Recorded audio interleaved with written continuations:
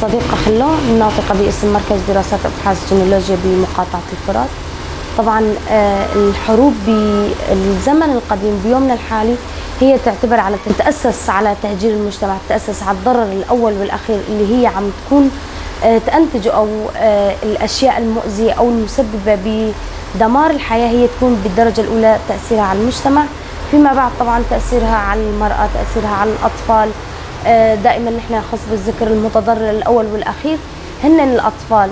طبعا الشيء اللي كان غايب عن أذهاننا أو اللي كان غايب عن بالنا إنه وضع المرأة ضمن الحروب القائمة، بغض النظر يعني نحن نحسن نقول الحرب أو الثورة السورية بما يسمى الثورة السورية اللي بلشت ب 2011 طبعا بثورة الربيع العربي بالشرق الأوسط بشكل كامل، هي كمان المتضرر الأول اللي شفناه يعني على أرض الواقع.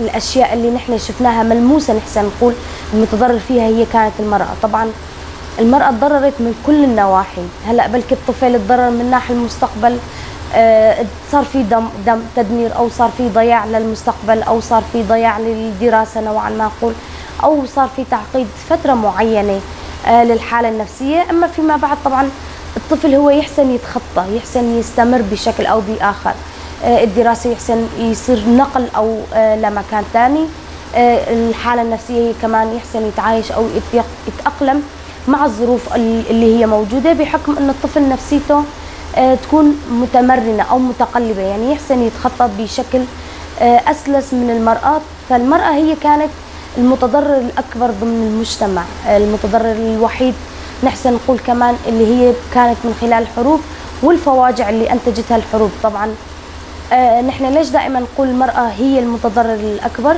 لأن هي أساس المجتمع، هي اللي عم تفكر من ناحية التفكير، هي عم تفكر بأفراد المجتمع أو نخص بالذكر أفراد العائلة اللي هي المكون الأساسي للمجتمع.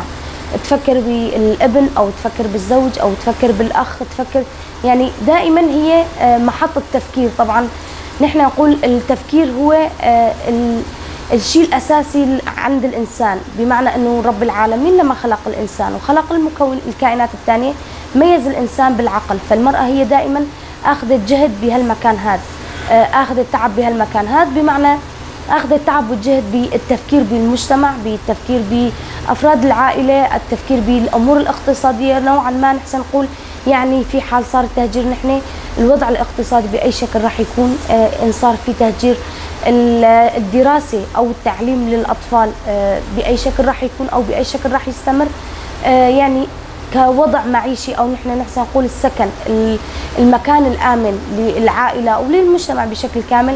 إذا صار في تهجير من المنزل أو البيت اللي نحن ساكنين فيه راح نطلع لمكان ثاني، بأي مكان رح نسكن، راح نحسن مثلا نأمن مكان نسكن فيه، نأمن المكان الآمن اللي نحن هلا متأمنين فيه. طبعا فالشيء الأكبر من هذا كلياته اللي نحن حكينا فيه، يعني هي الأشياء نوعا ما المرأة كمان مع الأيام أو مع مرور الزمن تحسن تتخطاها، تحسن مثل ما نحن نقول تفتح صفحة جديدة للحياة من خلال التأقلم مع المنطقة أو المحيط اللي هي رح تكون موجودة فيه، من خلال التهجير في حال صار تهجير أو صار في نزوح هي تحسن تتأقلم يعني مع الحياة، تحسن تتأقلم مع الزمن فترة طويلة، فترة لربما تستمر أكثر من سنوات متعددة، بس تحسن تتأقلم. أما الشيء الفاجعة اللي هي المرأة عم تعيشها، عم تمر فيها ضمن الحروب بغض النظر بأي مكان كان، بأي بقعة على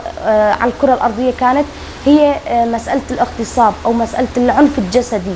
نحن نقول الشيء اللي المرأة ما تحسن تتخطاه هو التعنيف الجنسي أو الاغتصاب الجنسي. طبعا العنف هو له أشكال متعددة، له أوجه متعددة، بس اللي يوقع بمرحلة عدم التخطي، بمرحلة الانكسار للمرأة هو العنف الجنسي عفوا.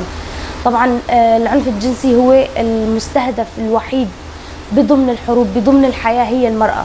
طبعا السبب باستهداف المرأة لهالموضوع هذا لأن المرأة هي الداعم للمجتمع، هي المقوي للمجتمع. المرأة ولا بأي شكل من الأشكال هي انحطت بمكان تنكسر فيه إلا من خلال العنف الجنسي أو الاغتصاب الجنسي نحن نحسن نقول.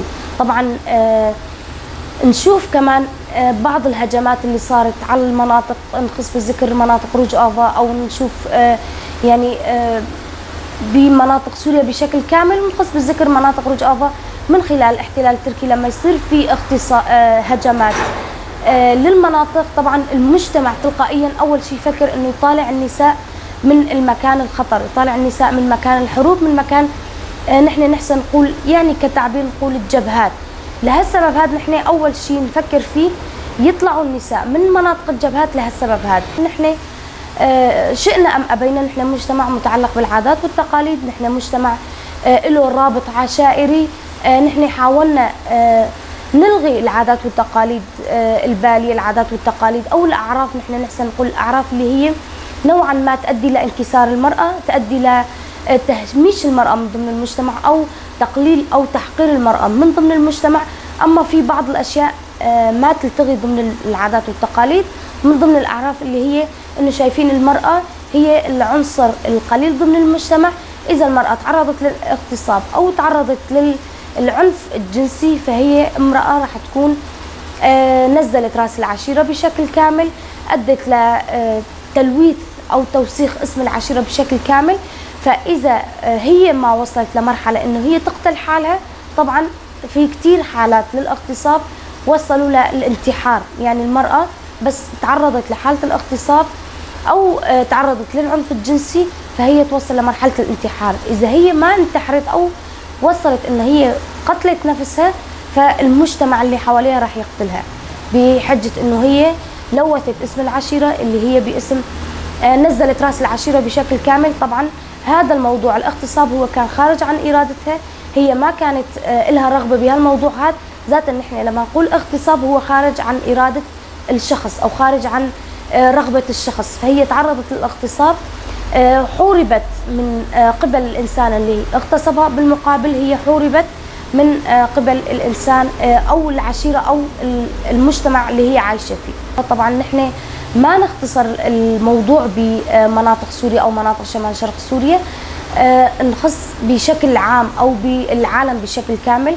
طبعا القوى المهيمنة نحسن نقول نحن القوى العظمى، لما يصير في هجمات للدول الصغيرة أو الدول نحسن نقول الدول النائية اللي هي بالوقت الحالي أو بالوقت الراهن هي عم تتعرض للاحتلال، الوقت الراهن هي عم تتعرض لهجمات.